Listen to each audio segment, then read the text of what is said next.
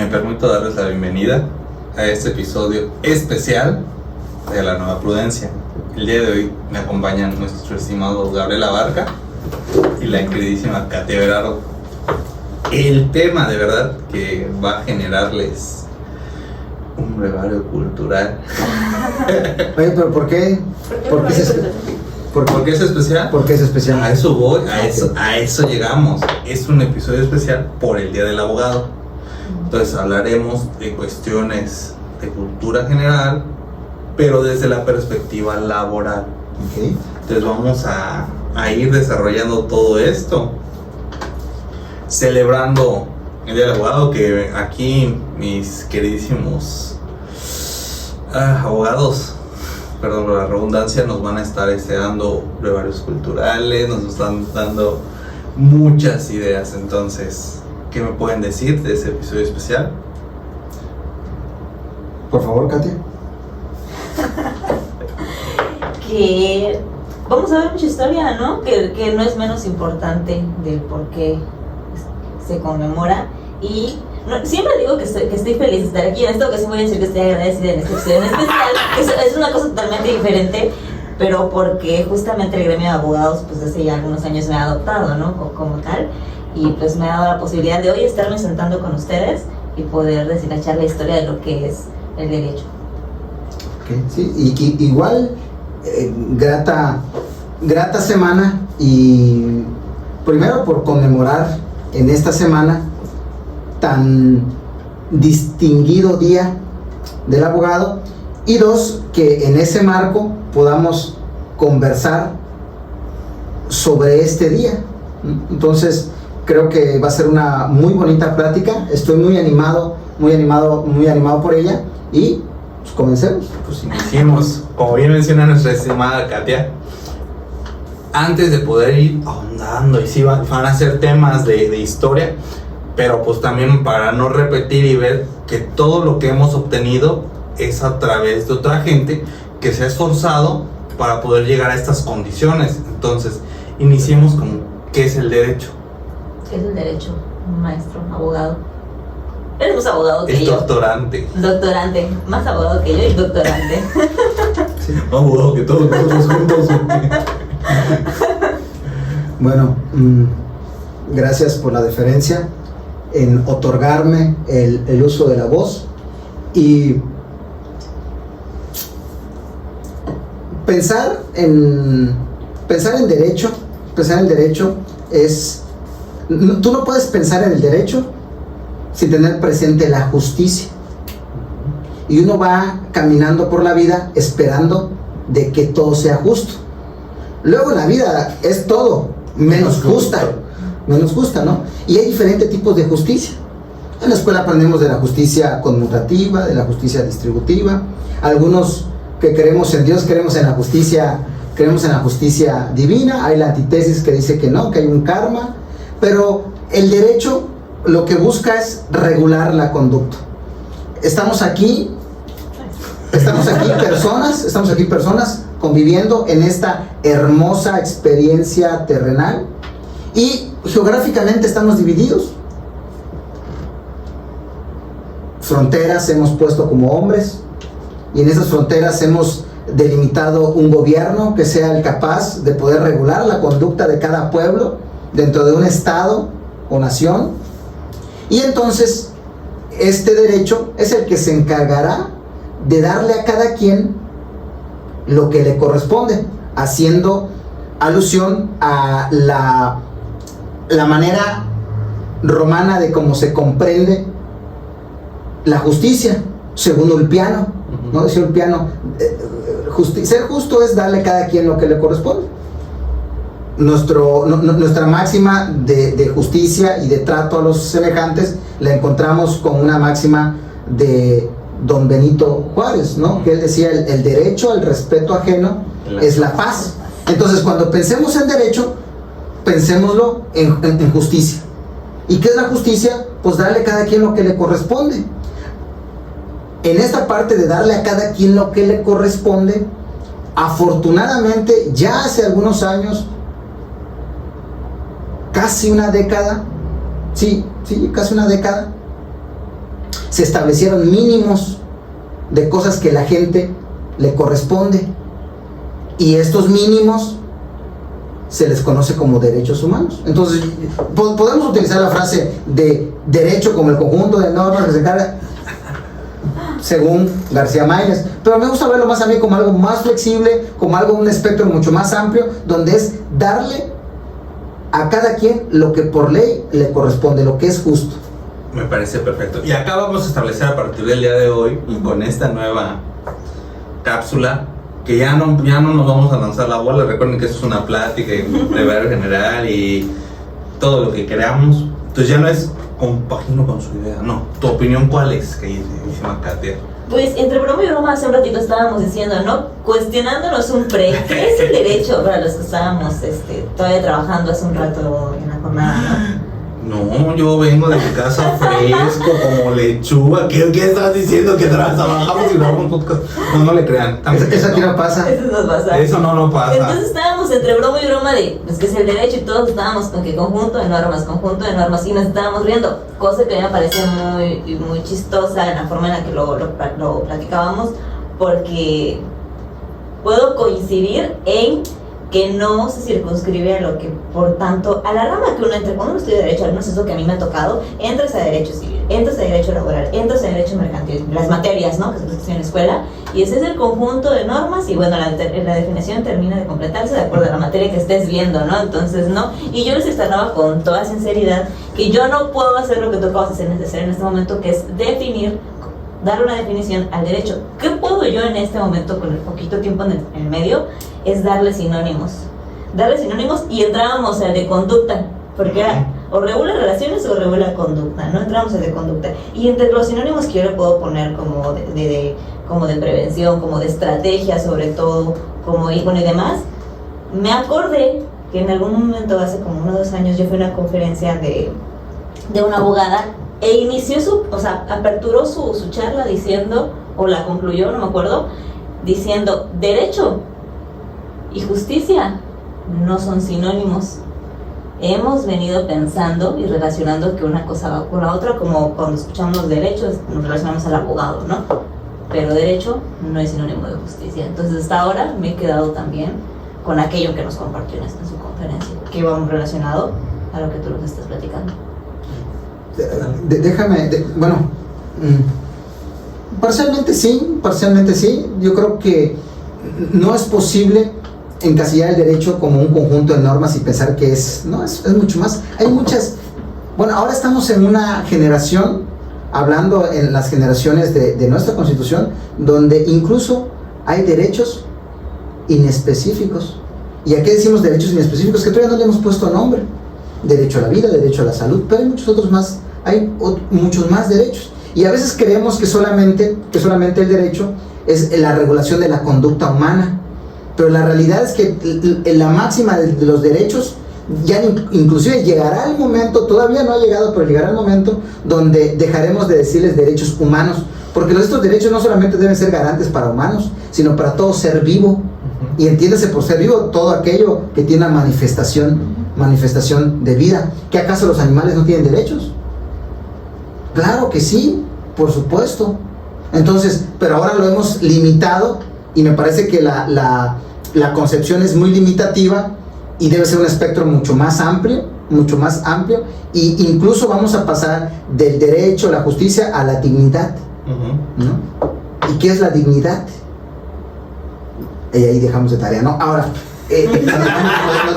sí, porque es muy perceptivo eso, ¿no? Es muy perceptible, ¿no?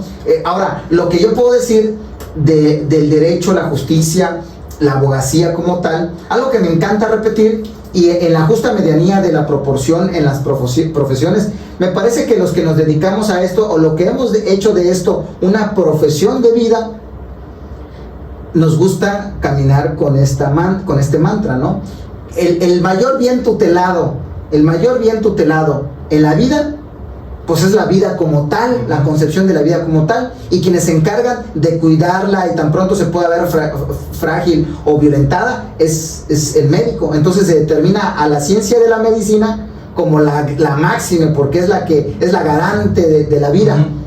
Luego de la vida, el mayor bien preciado en todas las épocas es la libertad, y quien se encarga de la libertad o de resguardar la libertad precisamente son los abogados. Y luego hay quienes dicen que después de la vida, la libertad, lo que continúa, lo más valioso es el patrimonio, y quien se encarga de cuidar, velar y hacer estrategias y demás son los contadores. Entonces, en este orden de profesiones están los médicos, luego seguimos nosotros los abogados, luego los contadores, y ya después de ahí, sin menospreciar ninguna otra, hay muchas otras, pero y que seguramente esto puede generar muchas controversias, pero a mí Ahí nos dejan la cápsula de comentarios. a mí me gusta verlo de esta manera. Ni tan ni muy, en medio. Está bien. Compaginamos todos los dos de la mesa. Bueno, ante esto. No sé. Pero ante todo esto, ¿quién me puede decir por qué en México el Día del Abogado se celebra el 12 de julio? Yo tengo un antecedente. O sea, una noción de un antecedente de por qué es el 12 de julio. A ver. ¿Ok?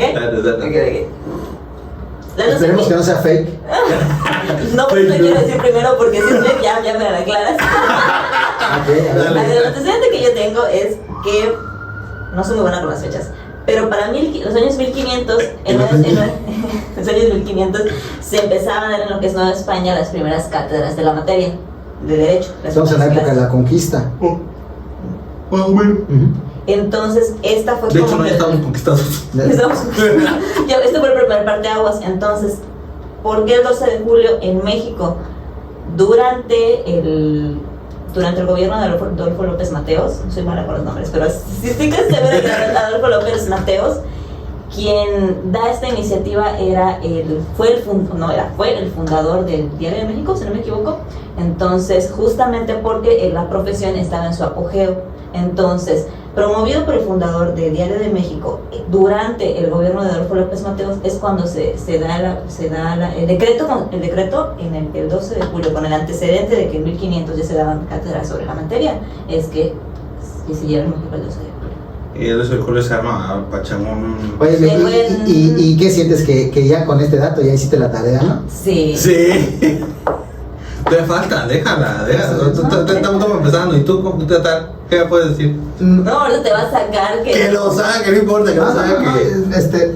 Reservo mis balas para lo que dijo Katia.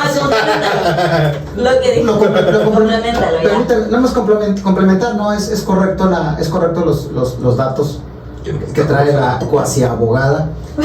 Solamente lo único que yo podría sumar a ello es que en particularmente, si bien es cierto, estaba ocurriendo y estaba aconteciendo esto, y efectivamente hay un decreto presidencial, y efectivamente ese decreto presidencial lo emite mientras estaba como presidente de la República Adolfo López Mateos, y bien es cierto, aparte del director del diario es quien lo da. La realidad es que se circunscribe este día ya de manera más particular, porque en ese día se estaba dando una cátedra, y esta cátedra se estaba dando en lo que hoy es la UNAM, y antes de ser la UNAM era la Universidad Pontificia, así se llamaba, que es esta Universidad Pontificia precisamente estaba bajo el manto de la corona española, pero ya después, posteriormente, se institucionaliza mexicana, entonces ya pasa a ser la Universidad Autónoma de México. Entonces fue una cátedra que marcó, en este día marcó un antes y un después.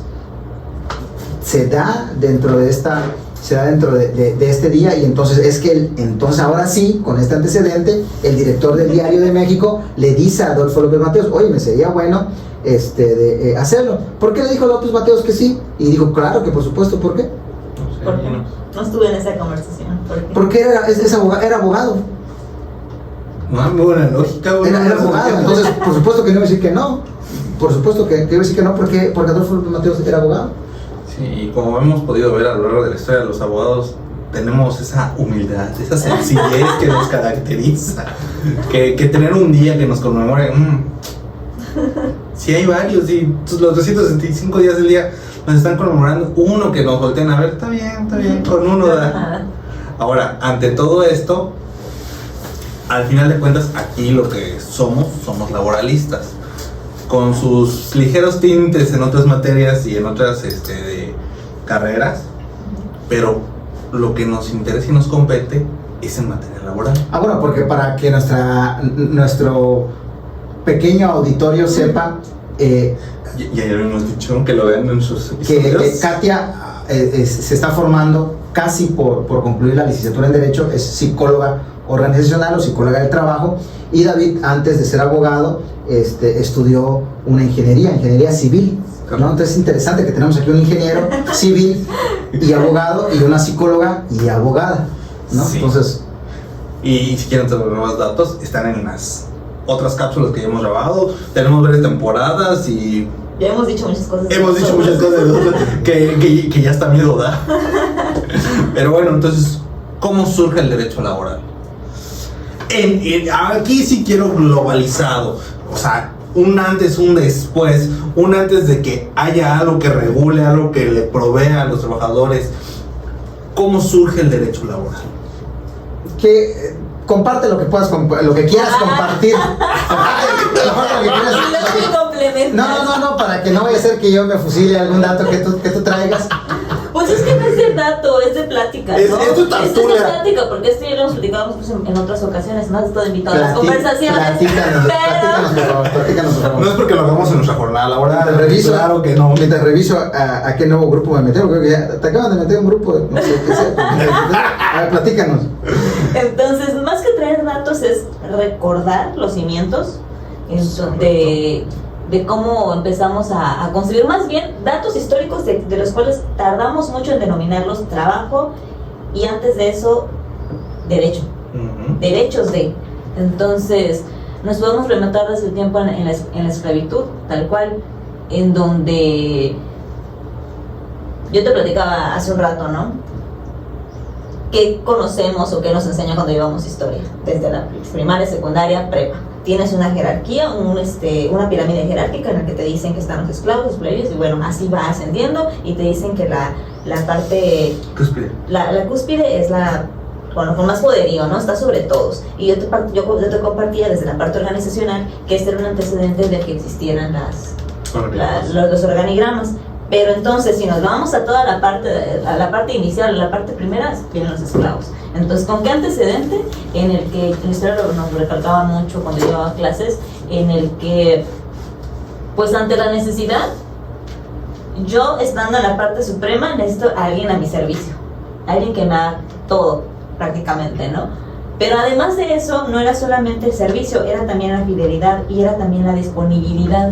No disposición, la disponibilidad. Entonces todo era visto como un modo de intercambio, normalizado como un modo de intercambio. Entonces, yo te necesito con la fidelidad, con la disponibilidad y el servicio 24/7. Entonces, para que yo pueda tener esto, entonces te vienes a vivir conmigo y te estoy dando techo. Pero como yo te estoy dando una primera necesidad básica, te doy una segunda, y que se va a ver reflejada. Ni siquiera se concebía el tema del pago, sino te estoy dando a cambio lo que es el alimento. Te doy techo, te doy alimento, y tú lo mínimo que puedes hacer por mí es un tema de estar a mi servicio y darme respeto y darme fidelidad, y hasta que me sirvas, ¿no?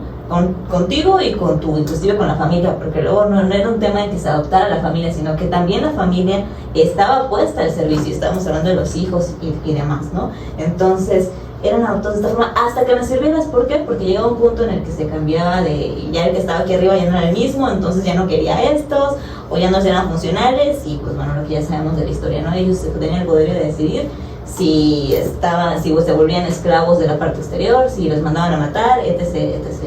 ¿no? Entonces, no lo concebíamos como trabajo, no lo concebíamos como un derecho del tal, sino simplemente ahí empieza a verse como un intercambio. ¿Okay? Pues, ante todo esto es que tú dices, para mí ese es el primer antecedente. Okay. El primer antecedente. ¿Para ti? Me gusta lo que hace Katia. Quiero llegar en la línea del tiempo, quiero llegar a México, ¿no? Sí. Quiero llegar a México, y esto tal vez presuponga grandes momentos que estamos saltando, ¿no? Revolución industrial, muchos temas que fueron un antecedente en macro para poder llegar a México. Pero yo quiero hablar de cómo es la historia del derecho, particularmente del derecho laboral, como tú lo comentas, en México. Dice el maestro Néstor de Buen. estamos hablando Estamos a global, ahorita vamos para México. Estamos okay. Bueno, hemos llegado a México. Hemos llegado a México. Estamos yo quiero llegar, es que yo quiero irme a México, pero bueno, ¿de qué etapa quieres que platiquemos? de la que quieras. Aquí necesitamos el antecedente. Bueno, porque como ven, sabemos México hace copy paste. Entonces, pues México lo ve. Quiero decirte que en esta México fue producto de que le hicieran copy-paste a él. México no hizo copy-paste. Por eso, en materia laboral, México fue el precursor. De hecho, la Constitución de 1917 fue una Constitución modelo en toda parte del mundo, por la parte social que se le insertaba. La parte del artículo 5, el artículo 123 de la Constitución, fue algo que fue un boom. O sea, fue un boom, fue mejor que si hubiéramos ganado la Copa del Mundo. Sé que vamos a llegar ahí. Reconoce el derecho de trabajo. Ajá. Sí, hay muchas cosas más atrás que vamos a hablar de. Pero, ¿qué motiva y qué orilla que se dé eso? Entonces, antes de llegar, porque global. como bien sabemos, Global. muchas Es que déjenme la nacional, esa, por favor, déjame. Pero bueno, Es que podemos. bueno, ahí te va. Revolución industrial.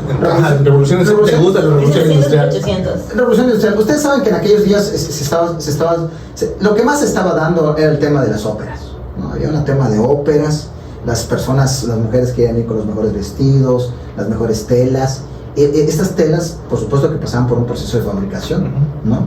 Y solamente podemos hablar de Europa, no podemos hablar mucho de Latinoamérica o particularmente de aquí, de nuestro país. No existía. Probablemente había algo en Estados Unidos y algo en Argentina, porque ahí habían grandes voces en Nueva York, grandes voces en Argentina, en Mar del Plata.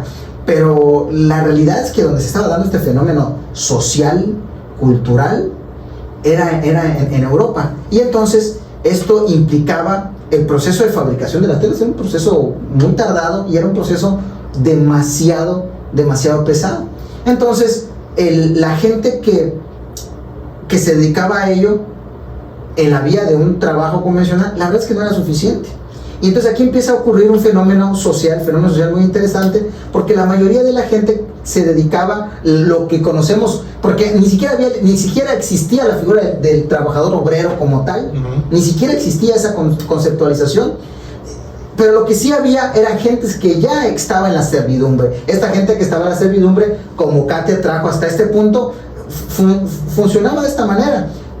Era gente que trabajaba a los alrededores de los kioscos de una hacienda, donde el hombre iba y trabajaba la tierra, mientras su mujer estaba en la servidumbre de la casa, y los hijos ahí, ¿no? Y entonces el hombre llegaba, ¿verdad? Y iban a las tiendas de raya, agarraban los víveres, y una forma de paga, ¿no? Y no existían las jornadas, no existía el trabajador, no existía nada de estas contemplaciones que ahora señala la ley, pero tenían una forma de trabajar. Y si pensábamos en jornada, pues ellos se guiaban por la puesta del sol. Entonces salía el sol y ellos sabían que tenían que ir al campo. Tan pronto empezaba a ocultarse el sol, sabía que ya era momento de ir a trabajar y se iban. Entonces lo que hace estos grandes señores de las industrias, ante la necesidad de capital o de recurso humano, empiezan a llevarse a estos hombres que trabajaban la tierra, pues a la industria, para que hicieran estos procesos de maquila o estos procesos de fabricación en las grandes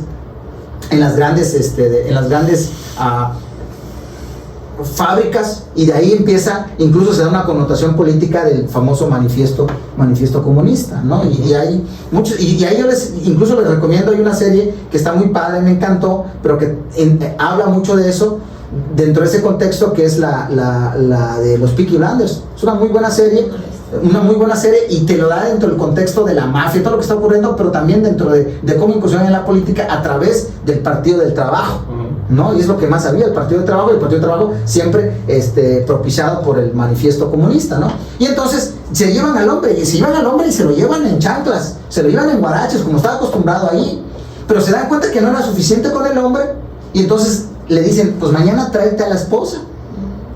Pero se dieron cuenta que no era suficiente con él y con la esposa, pues tráete al hijo. Y entonces empezamos a ver un fenómeno muy interesante, donde ya estaba la familia trabajando. Ellos ni siquiera se dieron cuenta. Se ocultó el sol. Ellos estaban bajo fábricas que no daban ni siquiera el sol. Les pongo luces. Pues ponle luces si tú quieres, pero el tema es que empiezan a existir jornadas, y empiezan a considerarse las jornadas inhumanas. No ven cuando ya anocheció, cuando yo... Y trabaja de tarde, trabaja de noche, y empiezan a darse, y de hecho el antecedente que genera que haya un auge al movimiento de manifestación, lo que hoy podemos conocer como una huelga, que por cierto estoy viniendo a una audiencia de huelga, fue los accidentes. No tenían las técnicas ni las habilidades para manejar esos equipos. Acuérdense que en esa revolución industrial estábamos experimentando que era, que ya hemos aquí hablado también de la parte mecánica. Entonces había muchos accidentes. Y entonces el estudioso de la ley le empieza a decir al Estado, óyeme, ve esto que está ocurriendo. Hay algo interesante que está ocurriendo. Incluso fue más por empuje del estudioso diciéndose al Estado, pero también de los hombres diciendo, oye, tenemos que hacer algo, tenemos que manifestarnos porque nos están explotando en una manera que no antes habíamos visto. Entonces, niños trabajando, mujeres trabajando, embarazadas trabajando en jornadas extenuantes, y entonces que ellos empiezan a hacer bulla, empiezan a manipularlos políticamente, se crea el Partido del Trabajo, y empiezan a reconocerse, obviamente al existir un Partido del Trabajo y al tener gentes en las senadurías, en las diputaciones y además en los congresos, empiezan a generar leyes que regulen esa conducta. Las normativas resultado de ese acontecimiento fueron relacionadas a riesgos y enfermedades de trabajo. Ese es el detonante. Ya luego empiezan otros temas donde pudiésemos hablar de jornadas que no explayaran, no se explayaran en tantas horas, reconocer el trabajo de la mujer y que tiene una protección especial. Bueno, hasta el día de hoy no se ha acabado, hasta el día de hoy seguimos en una pugna constante por el reconocimiento de esos derechos, ¿verdad? Hoy está en la ley, pero en la praxis sigue existiendo. Pero bueno, en este mundo global, esto es más o menos, digamos que esto fue en la punta de la lanza. Es correcto. Ante todo esto, lo que podemos, como que a modo de brevario, surge, al menos con lo que me dicen ambos, por movimiento social. Es totalmente. Todo esto es por movimiento social. De hecho, el derecho del trabajo no sabían dónde ponerlo. O lo ponemos en el derecho público o lo ponemos en el derecho privado. No encontraban dónde. Y entonces se dan cuenta que este es un derecho conquistado. Entonces se le conoce como un derecho social. Una tercera rama del derecho, por decirlo de alguna manera. Entonces, ante todo esto, ahora sí vamos a México.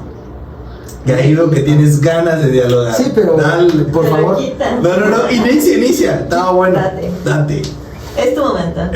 Regreso donde me rompieron el corazón. Sí. Dice el maestro Néstor de Buen, uno de los prócer del derecho laboral, junto con el maestro Mario de la Cueva y otros más, como Baltasar Cavazos y mucho más recientes, dice Néstor de Buen que el derecho del trabajo en México nace accidentalmente, no existía algo como tal. En un minuto les comparto qué es lo que en uno de sus grandes libros del derecho del trabajo manifiesta Néstor de Buen, y que a mí me encantó la forma en la que él lo platica. Se estaba dando en Estados Unidos, nuestros problemas aquí en México en 1917, ¿cuáles eran nuestros problemas? O sea, la tierra.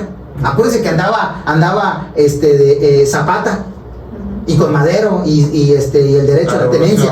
Derecho a la tenencia, el artículo 27 estaban buscando el derecho a tener propiedad privada. No existía la propiedad privada como la conocemos actualmente en este momento. Esta era la necesidad real de los mexicanos. Y entonces, ¿cómo de repente sale el derecho de trabajo en un país donde no había industria, donde no habían estas grandes fábricas? Sí, es cierto, de manera aislada habían cuestiones del ferrocarril, de las minas, pero no era algo que realmente exigiera una gran necesidad de regularlo. Como ya estaba en otros lugares.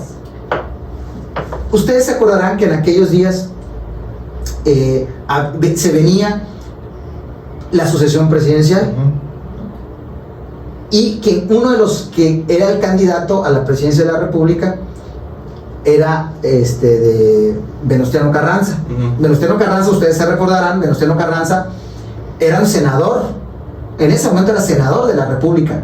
Pero no solamente era senador, ustedes se recordarán, él era de corte militar. Era de corte militar. Él estaba en contra de todo lo que pudiera ser social. Era muy reacio.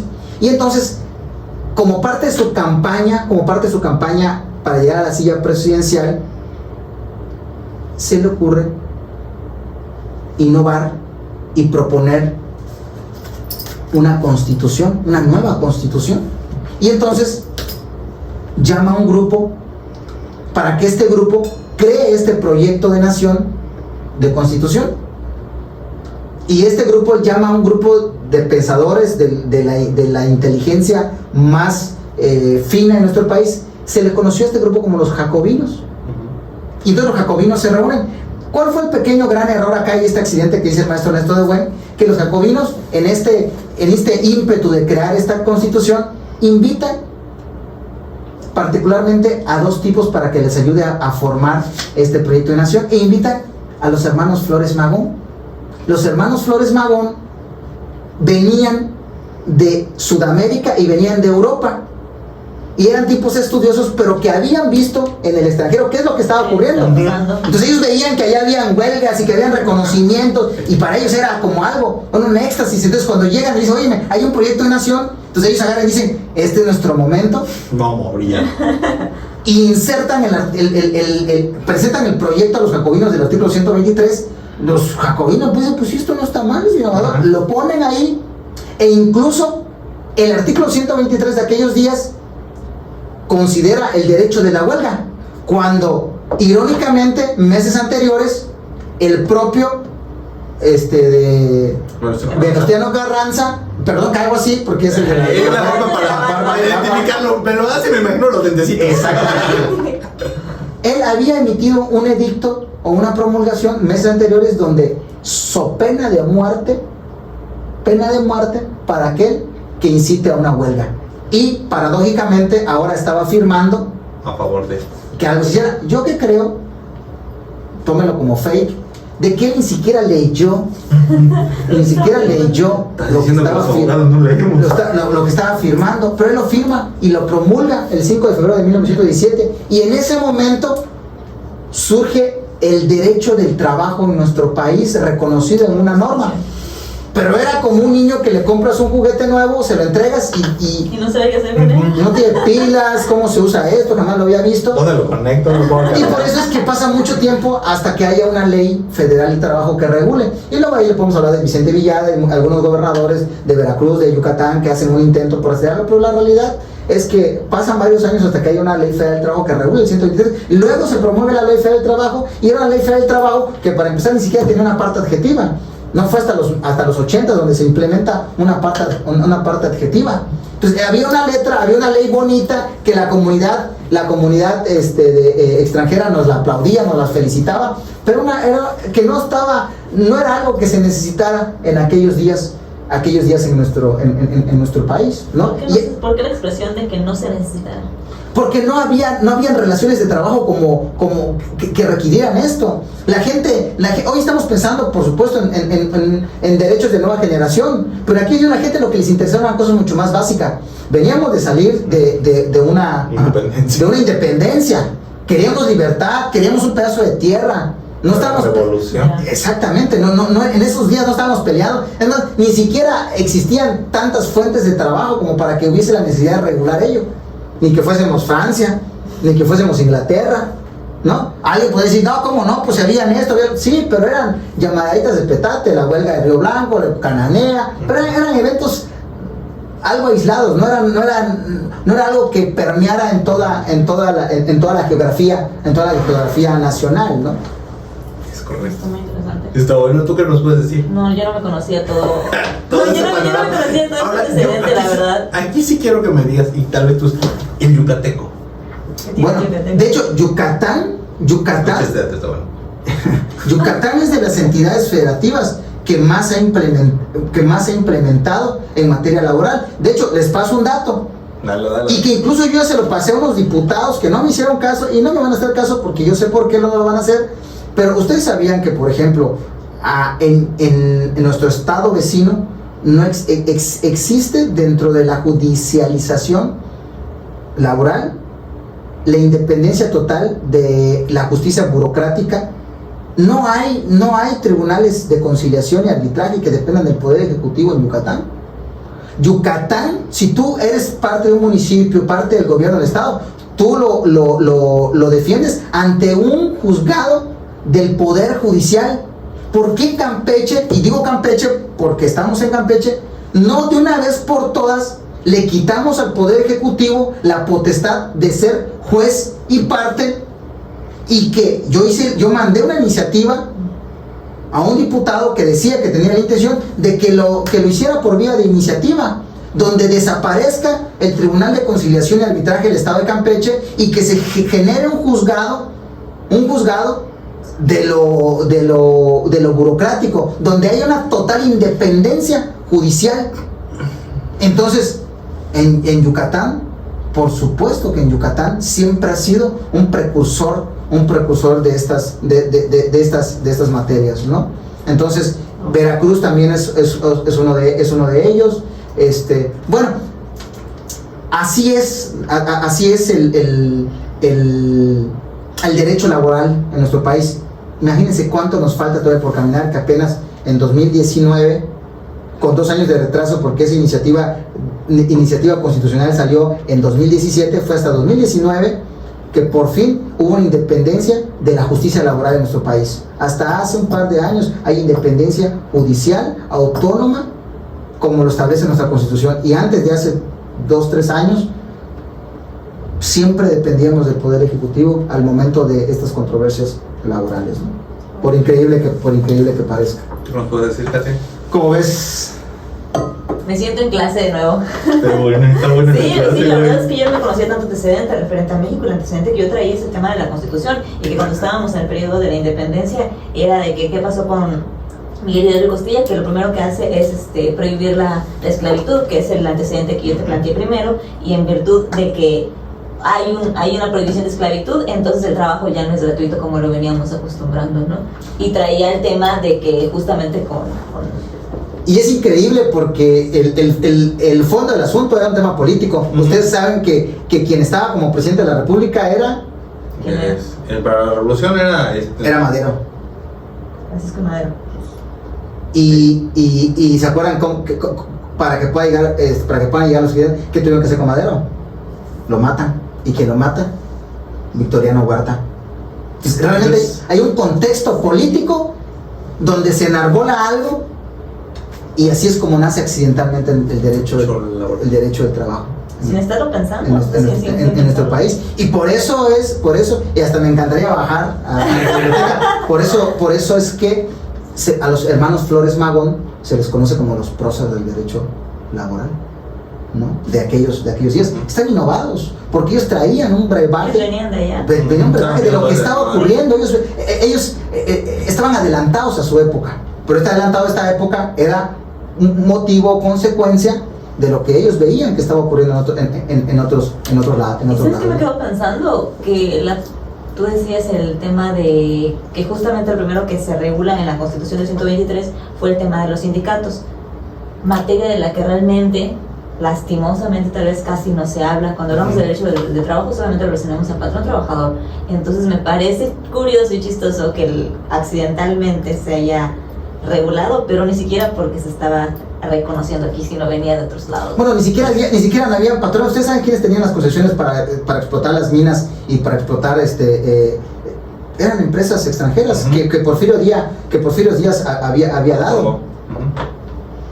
Por eso el maestro Catón cuenta una historia diferente a la historia que nos enseñan a nosotros en nuestra educación básica obligatoria, que se enseña en las primarias, ¿no? Catón saca una trilogía hace aproximadamente unos 20 años, poquito menos, poquito más, donde habla precisamente de la otra historia y divide esas 3 etapas y cuenta la verdadera historia de México, y no es como nos la vendió Televisa en la conmemoración en 2010 del centenario de nuestra independencia y todo eso. Bueno, pues es puro romanticismo. Hemos romantizado nuestra historia. Sí, porque precisamente la realidad nada más es una clase social queriendo, independencia, clase social queriendo obtener los mismos derechos que la clase social que venía de revolución, es posicionar a una persona para poder llevar el mandato del país, buscando todo esto a través de movimientos sociales. Tristemente México no ha tenido ninguna revolución, ninguna independencia, que totalmente seguimos ante lo mismo. Lo único que necesitaban era algo que impulse todo lo demás. Miguel Hidalgo Costilla no es el padre de la patria como lo conocemos. Miguel Hidalgo Costilla era un terrible cabrón, pero hay que censurar esto. Bueno,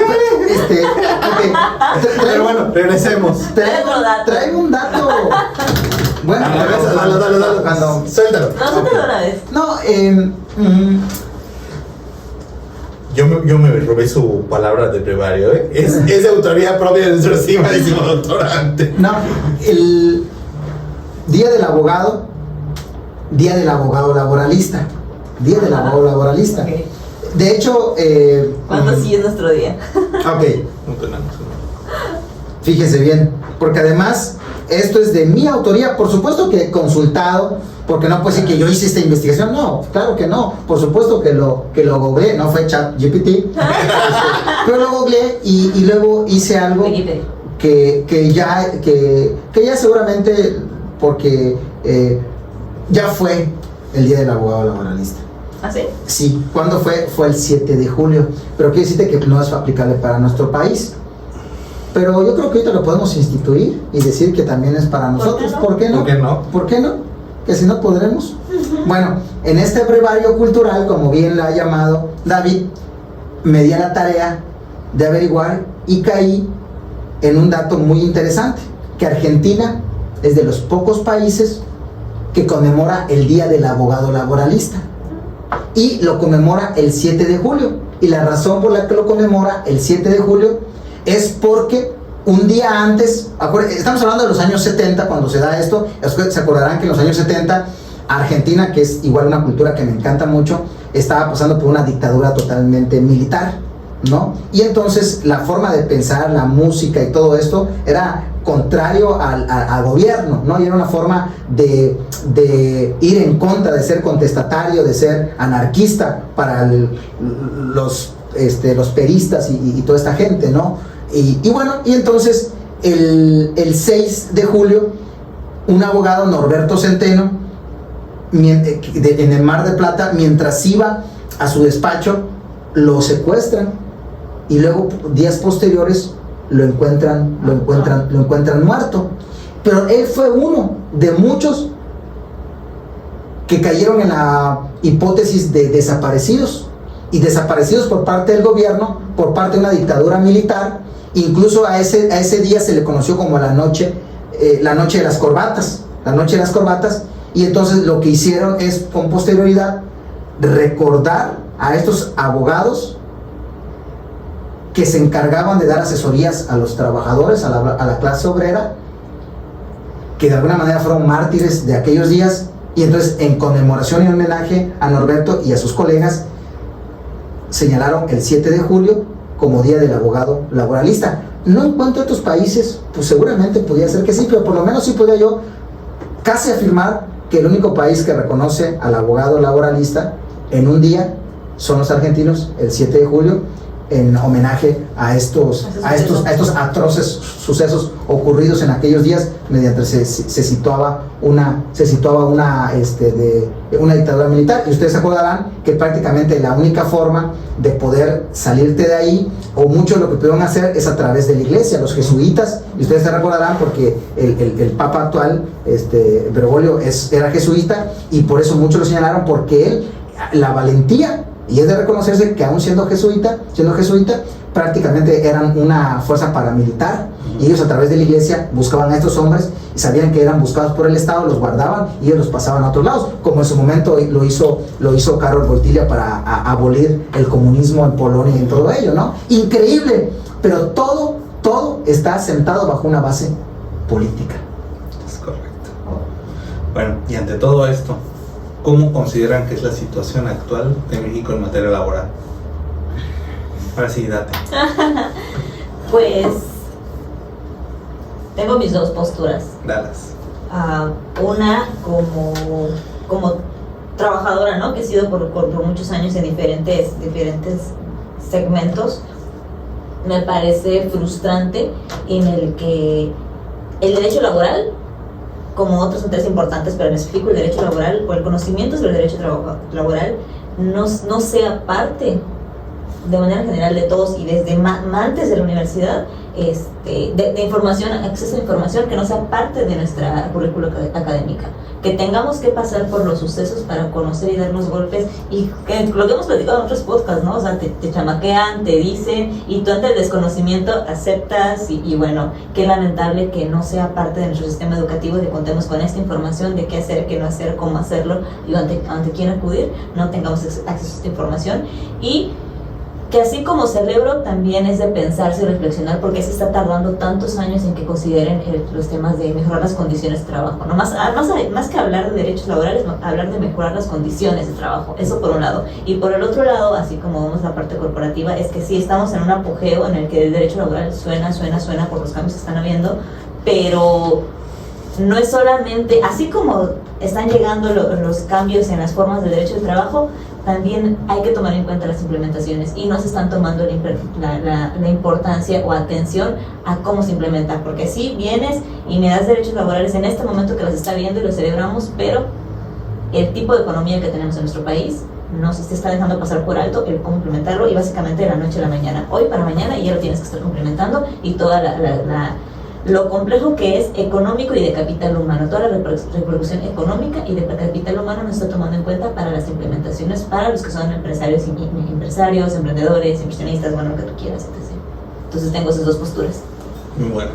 Creo que tengo un muy buen punto sobre esto, pero vuelve a hacer la pregunta para que la perfile hacia ahí. ¿Cómo consideran que está México? La situación, se me fue la pregunta. ¿Cómo consideras? Bueno, haré la pregunta que tengo. ¿Consideran que México está en la cúspide del derecho laboral? La respuesta es no, sin soslayar todo lo que se está haciendo en los últimos años. Me parece que esta administración ha capitalizado bien lo de la administración pasada, y está procurando mejor salario, mejores condiciones y demás, pero esto no significa que ya estemos en la cúspide. Solamente pondré un ejemplo de una concepción para ver el gran retroceso o la gran tarea que tenemos. El concepto de trabajador que contempla nuestra Ley Federal de Trabajo, nuestra propia Constitución, la Constitución no define a un trabajador como tal, la Ley Federal de Trabajo sí hace una definición del trabajo como tal, está así cerrada. Hay muchas formas en las que se está dando la relación laboral que no encuadran en la figura de trabajador. Tenemos que abrir este candado para que toda la persona que preste un servicio caiga en este supuesto, y entonces pueda obtener los beneficios. Los grandes corporativistas, capitalistas, que están buscando solamente el dinero, advierten estas debilidades de la ley, y por eso generan cualquier cantidad de modalidades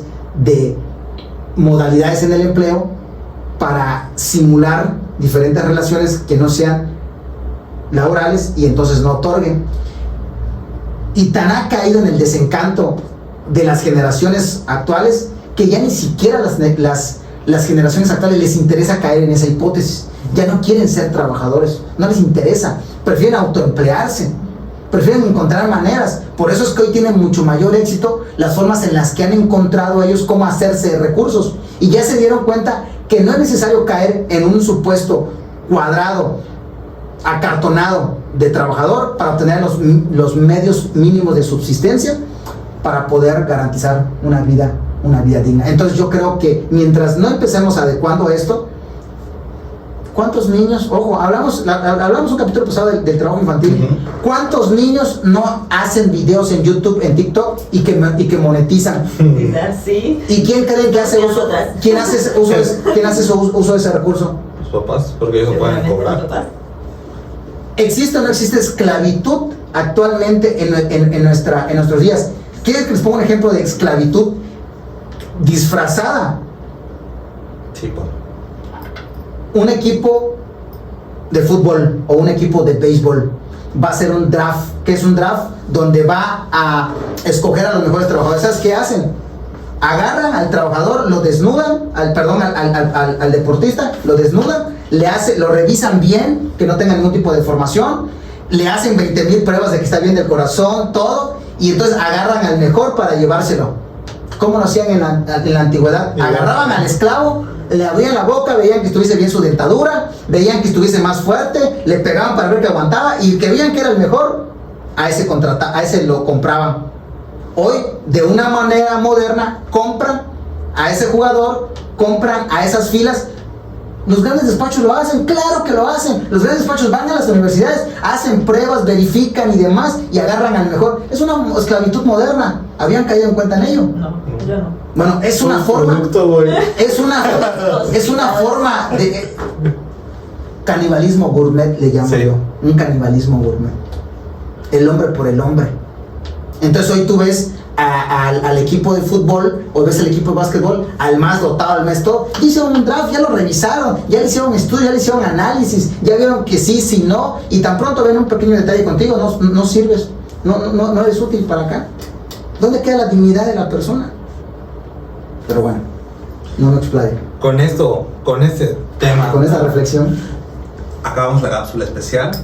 ¿Quién quiere ofrecer una breve despedida a las personas que nos están escuchando y viendo? ¿Sabes qué? Más que despedida, yo me voy con mucha reflexión. Y sí me quedo con mucha reflexión porque sí creo que los que estamos formándonos para esta profesión, así como en otras, es muy importante empezar a buscar, no perder la oportunidad y buscar las oportunidades para la práctica, pero sin dejar atrás la parte de la historia. Entonces, sí o sí, este es un episodio que tiene que escuchar alguien que o está empezando, está en medias, no lo sé, pero es historia básica. Yo me voy con un montón de reflexión y un montón de datos que no me sabía. Entonces, gracias por eso. ¿Y tú, Gabriel? Feliz día del abogado. Feliz día.